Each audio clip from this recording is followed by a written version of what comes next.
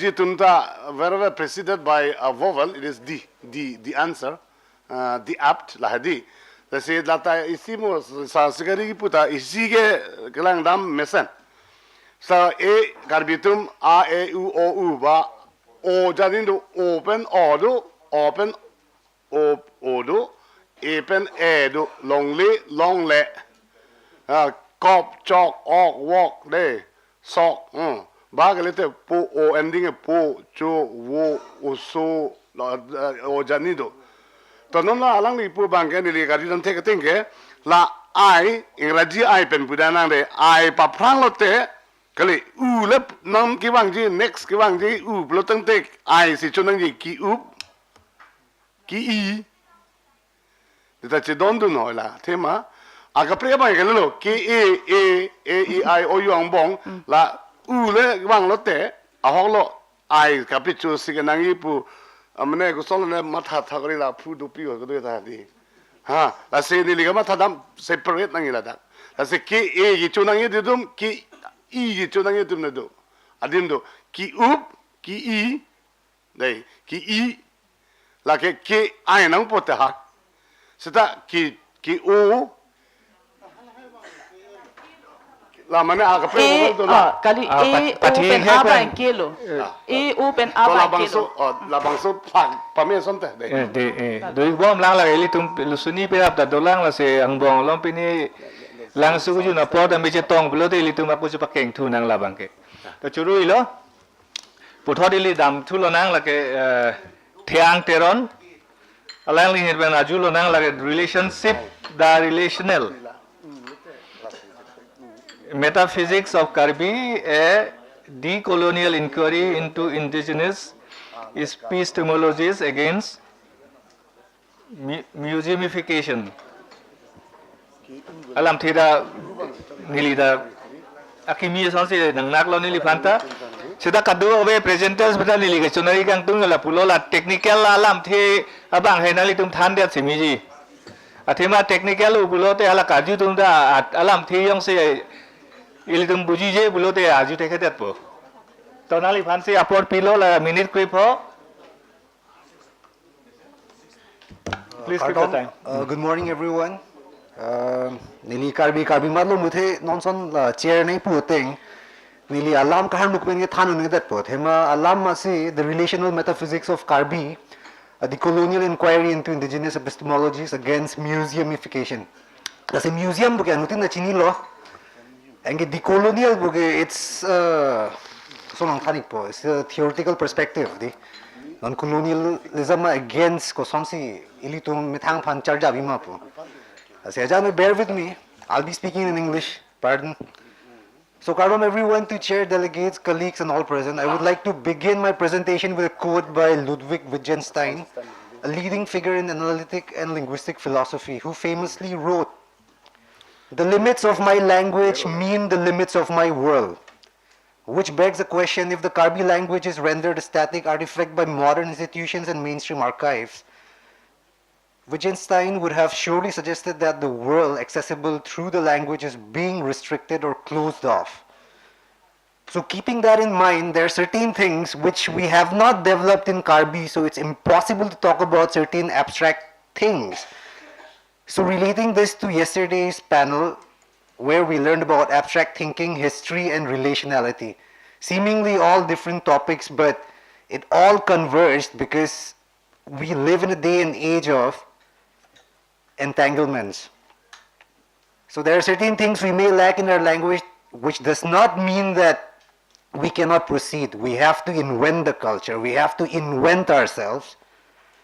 And so my research moved beyond descriptive linguistics to treat the Karbi language as an active epistemology. And by epistemology, I mean a living way of knowing rather than a passive subject of history. By the relational metaphysics of Karbi, I mean the philosophical understanding that reality is composed of a living, reciprocal network between humans, non-humans, seen, unseen, ancestors, and the environment, where existence is defined by concentration rather than individual essence.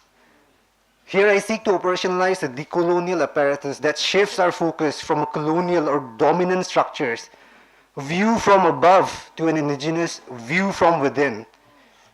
So traditionally, the Western or the mainstream archive has rendered indigenous languages as static artifacts. In the context of the Standardization Committee for Karbi language, we face a critical crossroad. If standardization follows a top-down, mainstream, hegemonic model, we risk museumification, where language is preserved as a fossilized relic for administrative ease rather than a living relational system. So my research employs decolonial interpretative analysis grounded in two primary theoretical pillars that challenge the perception of Karbi as a fossilized record. I draw first on M.A.K. Halliday's social semiotics, which posits that language is dynamically shaped by its social context and functional use. So I balance that with David Crystal's theories on language stability, which argue that while stability is essential for survival, it must stem from an internal form recognized and reclaimed by the community itself. By synthesizing these perspectives, this framework allows me to analyze Karbi as a complex, nuanced, evolving system continuously reshaped by social interaction, cross-cultural contact, and collective meaning-making process.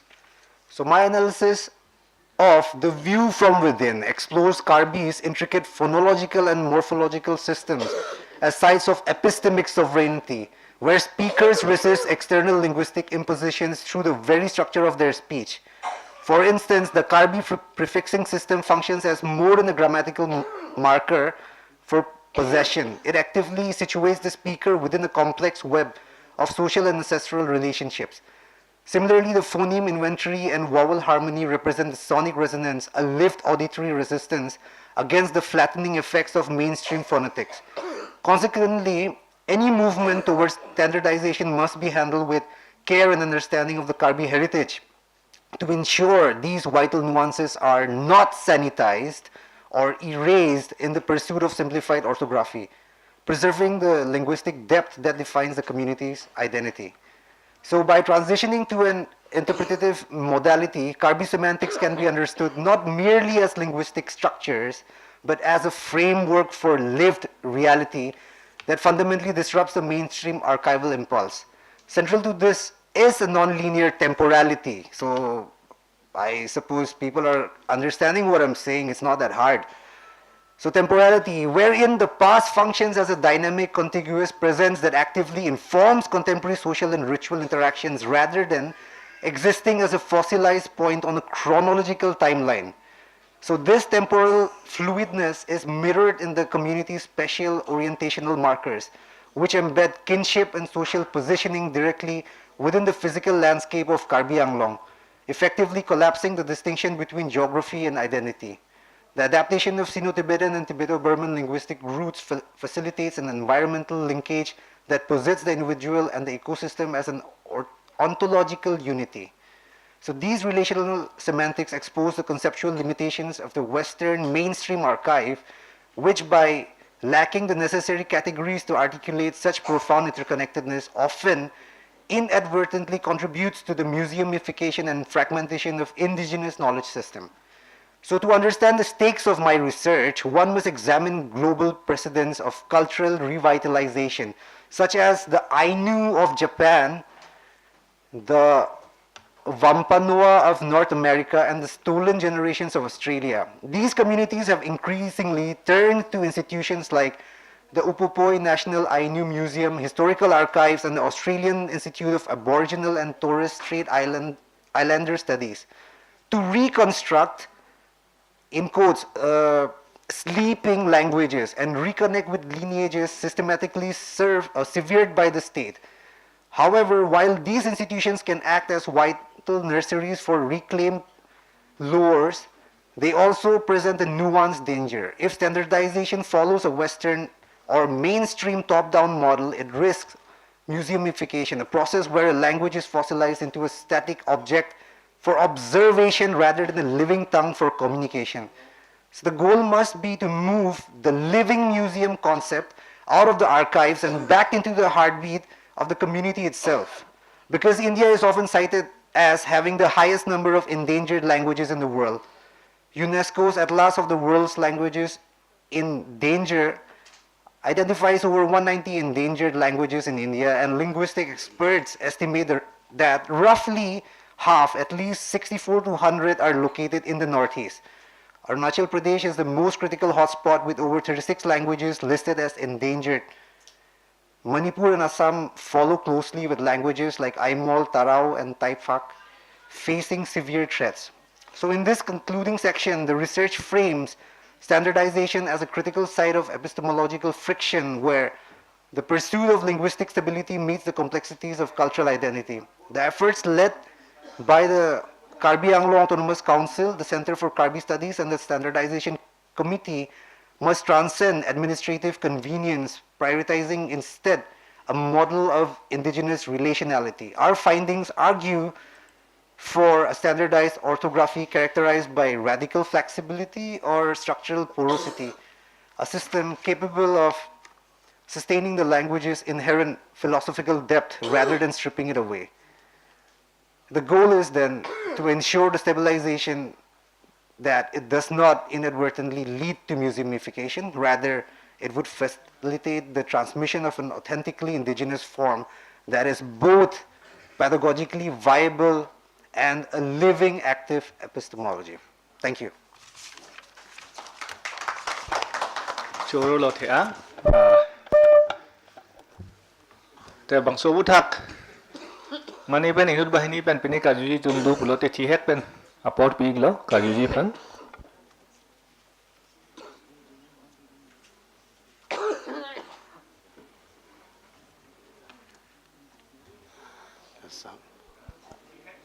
Thì cái churu lo là một cái presentation này nili si về đó karjuji palam bang hala against colonial system attitudes and thoughts pu se puda malam lo hadi la bang so context ang bang invent pu alam nang ki klang do asinili gama tha tinge atumi kachi pu son da thaksi karbi alam te chan pik an plang pik a lab do a phar do la si invent Karbi language upon invent upon par ligamata solo research discover pubang se choki mine palamu athema iritum isi a rule an ki bi pen gela hello de kanangi nangi upon parta hala kanangi tang ki do tang pen o la son le hodi amal bang so ka picking pon say rather than invent or reinvent maybe better research discover in depth knowledge. Thank you. Thank you so much, Nanglipan Churu Parlo, for the observations. Nearly English means in English wrong. So the thing is, like, I come from a different background. I'm not even a linguistic, person. I don't even claim to be. I'm not an expert. My background is in study of religion, folklore, and sociology. Instead of invent, can we use some other terms? And at the end of the day, it's all a construct. Be it invent or reinvent or discover, it's all just a construct. And what I mean by invent is that if we do not invent or reinvent our culture, we will become static. Non-son karbitum PSRP as shol che thangi ulo. Like in 1980s ne 70s aprang ke like sarpi marum si enchot. Similar so pe ke non ke pinsutum da ender lo so marum da chi jam lo. So what is wrong in that? The culture reinvented. There's a shift. So I'm looking at it from that perspective, not saying that terms I'm trying to oppose. Lahay ni pudam de khali alam a situation na ting a context chelarik bombo. Engela so context ke chelar ting si ili tumta chelarun thek nahi ma pusi nili hin pena suggestion kelapu. So I don't know if I answered your question. Sorry. Mane reinvent po bangge avelang sinone pidoi pan po matidi alam ke di. Sida kitu tang bang la son hello po bangge research bang lo. Ba kali alam ke la pulo lang liga bang ni ganing jeta mena tum hin pen choklo busi pudam po nili ta ning je bulo te choklo busi bulo ba thema mu is here the thing do they this present situation where we urgently need to document what was original. When we have not done the original or documented the original thing, and support of changes that is occurring. Changes is normal. Kita litum ahok pet ke chengsi gupi mahala bangda kunani litum ke tok do nai nili matha tengte. I think this will solve the problem or solve the problem.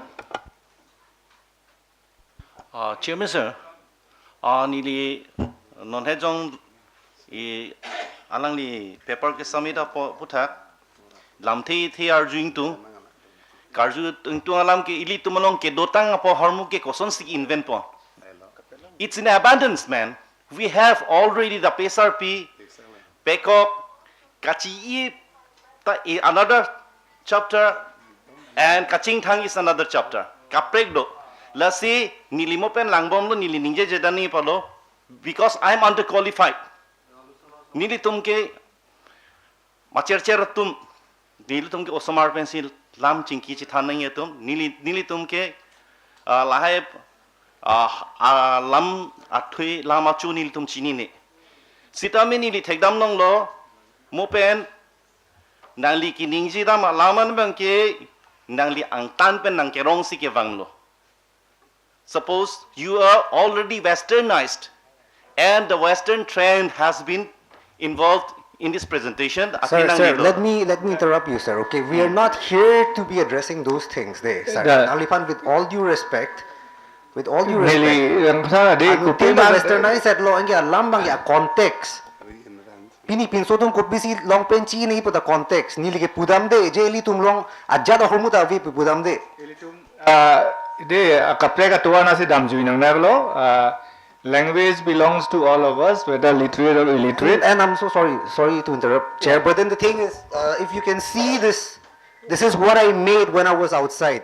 I think And this is one of the we first should photographs that not we have. get engaged in such It was deliberations. the first photograph that was like stored. Oxford Pitt University Museum. And I don't mean to oppose you, but then the thing is we should understand. Ili metang tumta hai. Ate manon son lahai education punangli somar tumphanda nangli English pacharli relo nili tala pulo westernized etlo. Samay westernized et pusami hula so Thiang, lens ma chelong can I request you to just nang lipini ka ju yidu bulat hala ale aju chop de pu mani la ke chok ma chok che ma pu la ke apor da dam ret pu il tu me di bu pe nili pu state forward alang li hard feelings hard lo choklo alang li gnelo nili ki pudang ki nang li ki thana bangke western halo pu pensi wang long lo mane ili tum la pini ramu pensi pini ye po nili tum fan ki lang high words nang thana Kali la nili lo bolam le hai na Sir, like Nali, academic please, engagement. let us stop this debate. Nang lipini dulu pulote definitely la data apor doji alang lipani direct nali ajutami. De la link to nang association bangke to puthoi li dam thulo nang la ke mirdom teron pi alang li la ke linguistic landscaping of Karbi Anglong la subu thak sili tum hanang than po la se la so prang prang ni li presenters tum han chuneng ring tum alis nali tum nang litung kumatma kupisi claim boma nang litung specialization kupima hala soba nang litung chethan tha introduction bu edi athema litung kadu ko ve du dang nang chini nang nang litung khan ta lang li mirdom hasia por piglo sa diho na la por nito Akero pilo nilipan lasona por ke menang ki piepot. Nilimen ke mirdom tiron pi nilinon IT Guwahati long si PhD Charlie Bomb non si second year third semester ka enter lang lapen nili Professor Bidisha Som under si Kamklem Bomb nili ke linguistics law nili specialization not magkipan finalized lang stami I'm interested in ethnography and also language and cognition. Nimitang pini kapaklang ponji ke laso puthak lo linguistic landscaping of Karbi Anglong. Linguistic landscaping bukichini ta lo itum tame natural landscape tadumatidi. Natural landscape we see all around us, trees, flowers, plants. So at si linguistic landscape bangke what language do we see around us when we look at street signs, public signs, road signs, travel place names. Lasi laso puthak si claim ji pu lasi. This study is undergoing ni conclusion bang ke non ma ke puthip thekhes tami it is undergoing, so kadok we phantame suggestions do pulote welcome lo. Nasi aporkom hek po si pachat pensini pachat wing pensini present pon po. Linguistic landscape is a newly emerged area in sociolinguistic studies. It is crucial in understanding the linguistic composition and diversity of a multilingual or bilingual society. It provides direct information about such a society's relationship with the languages present within a particular place. This is done through examination of display signs with written information on them that are available to the public. It is popularly defined by Landry and Boris in 1997 as the language of public road signs, advertising, billboards, street names, place names, commercial shop signs, and public signs on government buildings. Linguistic landscape wa Karbi ben son la bu yi la fan. Karbi pena exact terms of it, just a brief explanation pilo. I think it is understandable. Is it?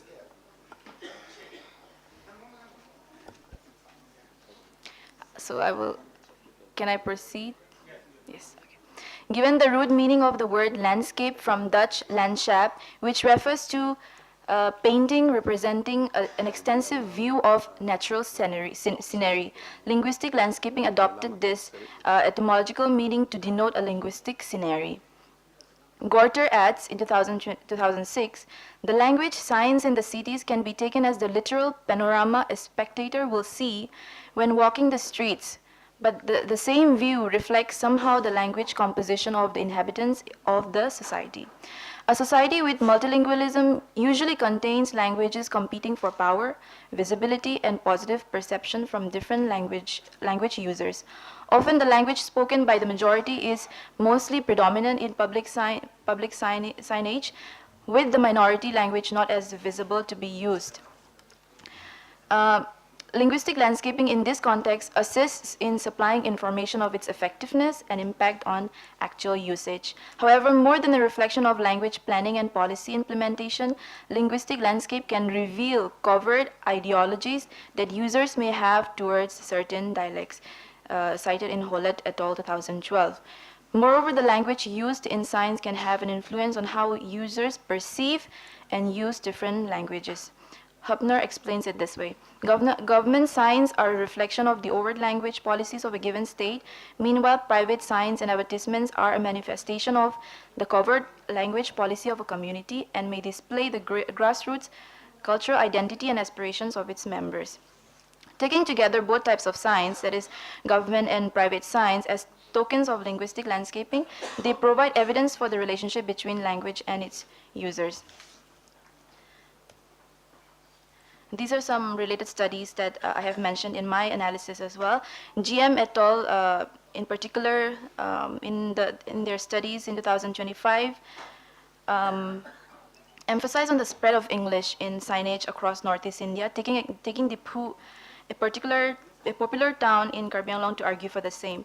The study is limited, however, to a descriptive analysis of top-down and bottom-up signs distribution, focusing only on their distribution and the languages used without examining other linguistic characteristics of the signs. The results indicate that English is the dominant medium used in both top-down and bottom-up public signs. Top-down and bottom-up, in other words, government and private signs, respectively. So this study builds on that finding by expanding the sample to include both districts, Karbi Anglong and West Karbi Anglong districts, and compares the relationship between language policy and community language use and their perceptions, while also detailing the linguistic processes observed in public signs.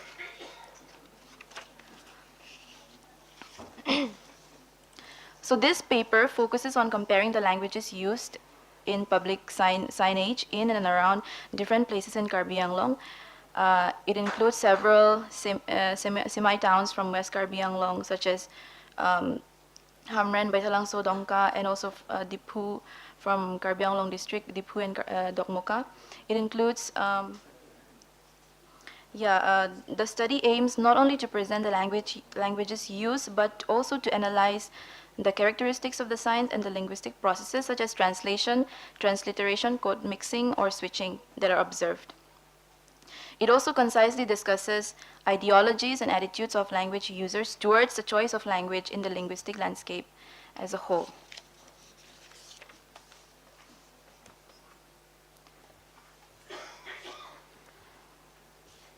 So these are my research objective and questions. I would go straight to my findings and discussion.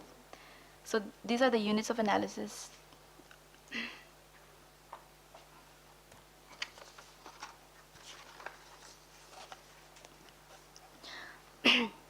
So the first research question aims at finding the number of languages that are displayed or used in the public signage, what those languages are, and the different characteristics of the signs.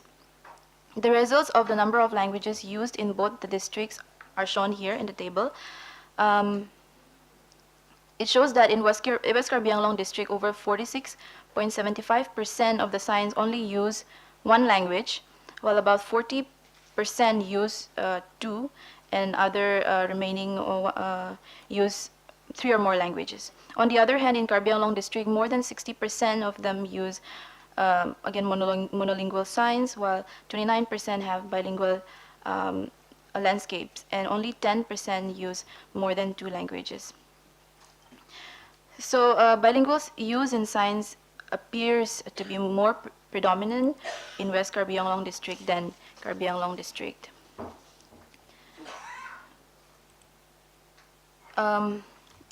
This here is another table that gives the results of the languages that are used in the signs. So comparing the two districts, it is found that English is prevalent either as a monolingual sign or in combination with Karbi or Assamese. In West Karbi Anglong, about 53% are in English, 28% in English and Assamese combined, and 11.69% in English and Karbi. Only 1.30% monolingual Karbi signs are detected in the region. On the other hand, in Karbi Anglong district, 49% of the signs are in English, 18% in English and Karbi, 10% in Karbi alone. The use of Karbi appears to be more in Karbi Anglong district than West Karbi Anglong, with both monolingual Karbi signs and English and Karbi bilingual signs put together.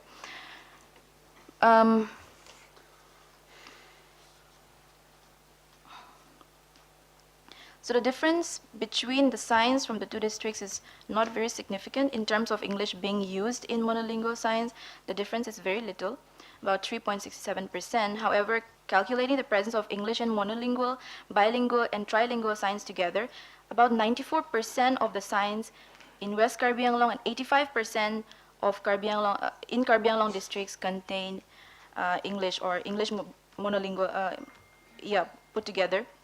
They have English. The difference is significant in the use of Assamese, which counts for 33% in West Karbi Anglong and only 18% in Karbi Anglong. Hindi, on the other hand, has limited existence in West Karbi Anglong, but in Dipu, an important place such as the railway station, which displays a relatively higher proportion of Hindi language, producing trilingual signs that includes Karbi or English, plus Assamese, plus Hindi.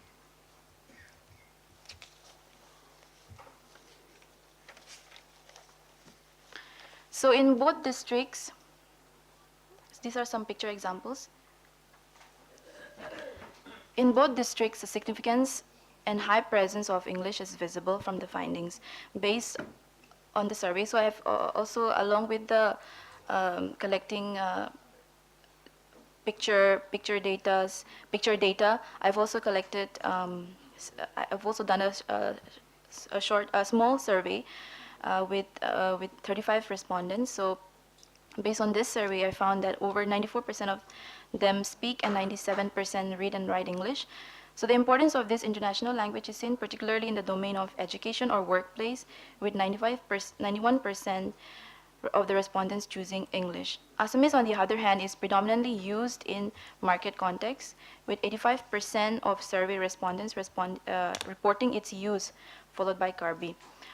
A study by Bhattacharjee et al. 2023 on weekly traditional markets corroborates the survey findings, highlighting the predominant use of English alongside Karbi across weekly markets in both district areas. However, the linguistic landscape does not reflect extensive use of Assamese, suggesting that while it is widely spoken, it holds limited prominence as a written language.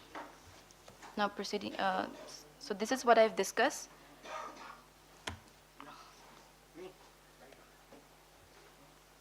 Now coming to the characteristics of the signs, which includes type of sign, top-down versus bottom-up signs, first language on bilingual signs, signs of the languages on bilinguals, types of font, and size of the languages on bilingual signs. So first, coming first to top-down and bottom-up signs. So out of the signs that were examined, both districts have two language types that are common: English and English plus Karbi, English and Karbi. So in Karbi Anglong district, from my collection of data, 51 signs were produced by the government, which include road signs, government office name boards, public information signs, etc., 58% of which are monolingual in English, while 13% are bilingual in English and Karbi. In West Karbi Anglong, on the other hand, 11 of the signs were from the government, out of which 27% were in English. These results partially reflect the official language policy of the Karbi Anglong government in a way that Karbi language is visible to some degree in Karbi Anglong district. If we count together the presence of Karbi in monolingual, bilingual, and trilingual signs, it would come down to about 35% of the government or top-down signs in Karbi language. In West Karbi Anglong, however, Karbi exists only in 18% of the top-down signs. While Karbi Anglong government promotes use of Karbi language along with English for administrative and official purposes within the two districts, in practice, the presence or visibility of Karbi language is still less or limited. Now coming to the first language on the signs. So here, this is the analysis of bilingual or trilingual signs. So which language comes first when these signs are bilingual or trilingual? So upon examining the order of languages on the signs, the following results have been presented here in the table. When both districts are compared, a clear difference can be observed. English is the first language in 58% of the signs in West Karbi Anglong. However, in Karbi Anglong, only 38% are in English, followed by Karbi language appearing as the first language in 30% of the signs. Có pra việc chết nữa. Yes. So the size of the text, mostly the size are similar. Yeah. I'll come to the second research question.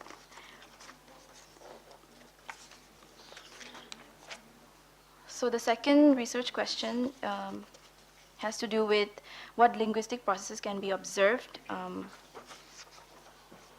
So the first is the presence of anthroponymic names or proper names in public signs.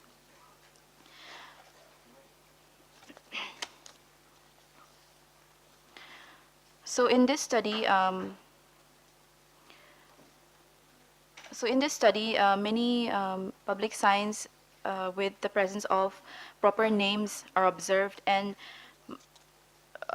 in the context of this study, the frequent occurrences of proper names, often in Karbi names or surnames, these are some examples, could indicate the role of personal identity in commercial practices.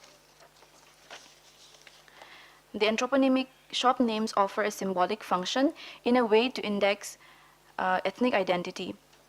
Landry and Boris also reiterates this notion, stating that inclusion of the in-group language can contribute to the feeling that the in-group language has value and status relative to other languages within the social-linguistic setting. Proper names on public signs could symbolize pride and promotion of identity. 82% of the respondents from the survey feel proud and the rest happy when they see signs in Karbi language. When one's language is predominant in public spaces, it can generate a carryover effect that encourages members of the in-group to value their own language, thereby contributing to its strength and vitality. So another linguistic process observed is translation. So overall, translation is not very commonly seen in the linguistic landscape of Karbi Anglong. In Karbi Anglong district, I'll just show the examples here. In Karbi Anglong district, translation from English to Karbi and vice versa is found in 4 signs, whereas in West Karbi Anglong, at least 4 signs of translation from Karbi to English and English to Assamese. Literal and free translation are translation methods used to convey message in the target languages. So in the following examples here, we can see picture 11 represents a literal translation from English to Karbi, where each word of the source language is translated in the target language. And picture 12 is an example of free semantic translation. So Runme Aboha is translated as a homestay, and thus the translated text, Picture 13 represents another literal translation where the translated text in Assamese follow the fixed order of the target structure.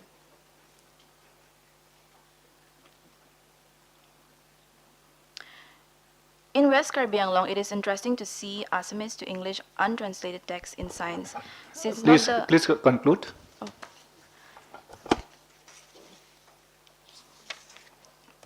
So, so this is my analysis on transliteration and code mixing. The last research question I'll come to, and I'll conclude with that.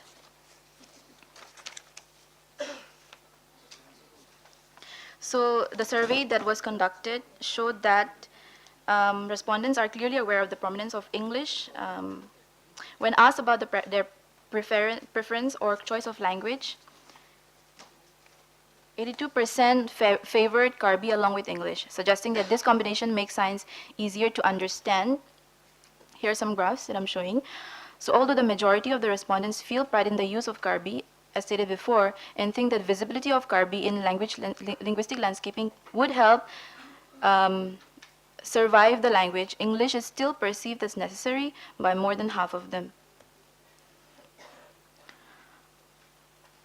Thus, the responses answer the questions on the perceptions of Karbi community. So I'll conclude with this. So this present study shows the intersection of language policy, multilingual practices, and community attitudes in the language choice and use in public signs. Although recent state-level notifications officially recognize Karbi alongside with English for administrative use, this policy is only partially reflected in the signage, with English remaining the primary written code across both districts. Moreover, Assamese, despite its wide use as spoken, seems to occupy a limited space. When both districts are compared, Karbi enjoys more visibility in East Karbi Anglong than in the Western District. The use of anthroponymic shop names indicate the assertion of local identity by the Karbis. Linguistic processes such as translation, transliteration, and code mixing are observed in public signage. With respect to attitudes, survey responses indicate that speakers strongly value the presence of Karbi in public spaces and associate it with pride and language maintenance, while also viewing English as a necessary and complementary resource for education, work, and wider communication. So therefore, taking these findings together, the linguistic landscape of Karbi Anglong suggests a dynamic balance between English, Karbi, and Assamese. So it is limited. This study is, like I said, is preliminary, and it would require further study looking into the impact of Karbi standardization, Karbi language standardization, and also it would require a longitudinal and ethnographic observation across different sites in the region. Yeah, so these are my references, and yeah, thank you. Thank you.